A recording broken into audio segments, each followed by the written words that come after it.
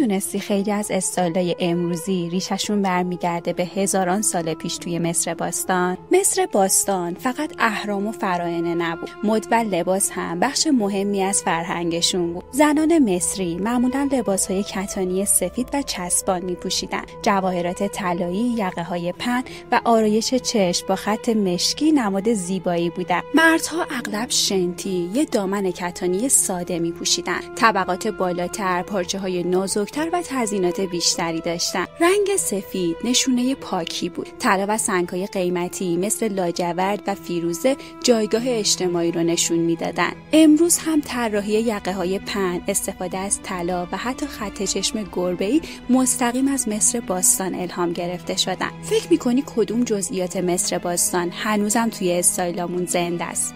تو کامنت ها برام بنویس. اگه دوست داری دنیای عجیب و داستانهای پشت لباسهای قدیمی رو بشناسی، پیج منو دنبال کن.